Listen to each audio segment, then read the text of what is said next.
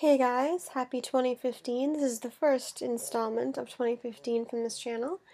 So I'm going to be creating for you guys today a cool antique painting effect.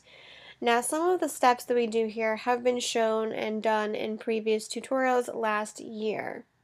That's funny to say last year. But yes, last year we made some cool tutorials using similar effects and steps that we're doing here. But overall, it'll be a whole different kind of thing, sort of. Alright, so let's just get right to it because I want to keep this brief and short and sweet and to the point and not drag it on like I usually do in other videos. Alright, so open a photo. Now, I've chosen a black and white photo, and I think you will want it too, just because black and white will showcase it well.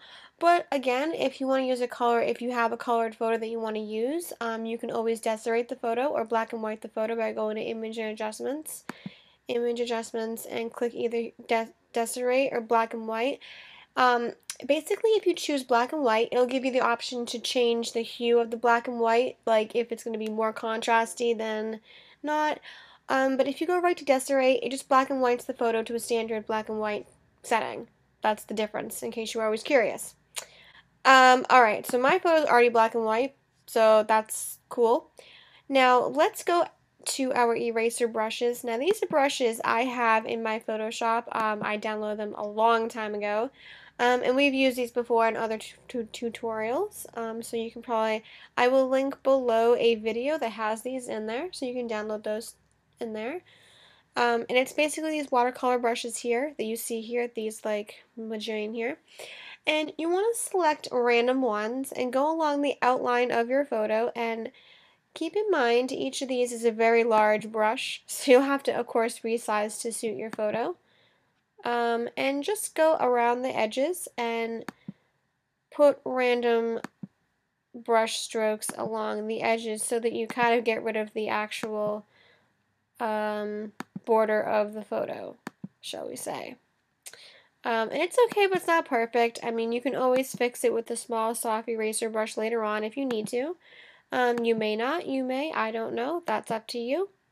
And just going like this,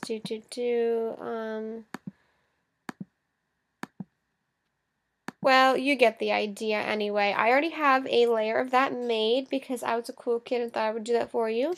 So, this is mine right here.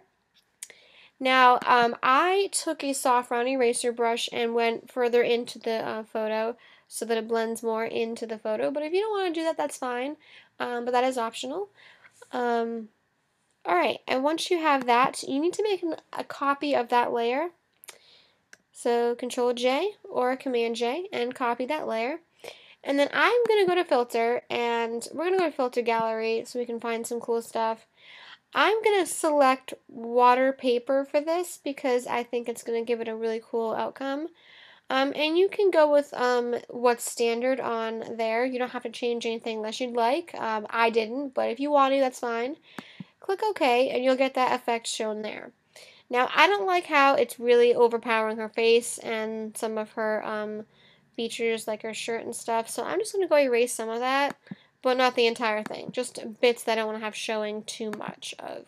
So just grab a soft round eraser brush of size choice that you want, and just kind of blend it all in. Something like that. Nothing too serious. Alright, so I kind of like the way it is now. That looks pretty good to me. Now, if you think you want to add some more brightness to the face, to have it blend in a bit more, you can. You can go over here to your dodge tool, which is right here, and just go and like that, and it will somehow brighten the face just a bit, not too much, but enough so that it actually looks really nice with the photo and doesn't really look ridiculous. Because having a dark face to a really bright background doesn't really work so well. Alright, so you're right there, correct? Okay, coolness. Now I'm already there, so I will delete that layer and I will show you my cool layer. Oh, look at that. Okay.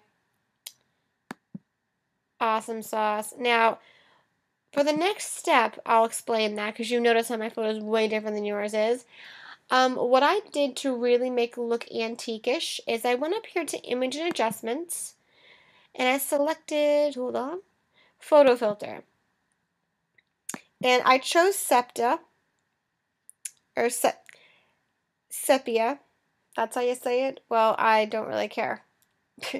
I'm just letting you know. Anyway, so I used this one here, sepia, and I took the density and played around with it.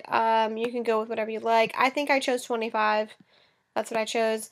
And I didn't want to make it too ridiculously, orangish, but enough to make it look a little antique-ish in my opinion. But again, you can play around with it to make it look good to you. So I like that. Now, I was going to just stop there with it, and I thought it looked pretty cool, but I thought, it looks really plain. How do you really make a cool antique painting? You need a frame. So I went to deviantart.com and found this really cool frame PSD file and downloaded it, and I shoved it in here, and that's what I have. So, boom. You have yourself a nice antique painting in Photoshop. Pretty nifty, eh?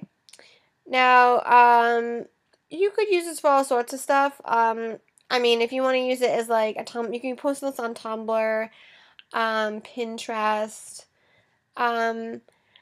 If you were making like a CD cover, you could probably turn this into a cool CD cover. I don't see why you couldn't. It looks pretty cool to me. But yeah, play around with it and see what looks good to you and see if you can create something really awesome. If you want to share some creations, you're welcome to on Facebook. Facebook me at JazzedTutorials. You can tweet me at JazzedTutorials. Find me on Tumblr as JazzedTutorials and on deviantart.com. Google Plus, you can find me there too. I don't go on there as often as the other ones, but hey, I'm there as well, so don't think I'm not everywhere. I'm everywhere you are. I love you guys. You're awesome. Thank you for all you do and subscribing, liking, and commenting. If you haven't subscribed, you should because I do post cool stuff once in a while. Also, check out my vlog channel. I'm going to try this year in 2015 to really keep that channel really cool and awesome. I know I started something and then I stopped halfway through and left y'all hanging. I'm sorry. I just got Roller Coaster Tycoon Platinum Edition on my computer. Yeah, I know it came out in 2009. Don't hate. But it's really fun. I might post a few videos of that on here on my vlog channel. I might also post some cool videos randomly of myself on there. Who the heck knows? 2015 is the year of JazzedTutorials. I'm going to do some awesome stuff. I hope you'll stick with me and stay with me and do the awesome things with me because you never know what kind of stuff I will come up with. It could be anything remotely awesome. So, alright, I've gone on enough. I've blabbed on enough. You've probably clicked off this video by now, and if you haven't, you're awesome for staying here. But honestly, you didn't have to. Alright, bye.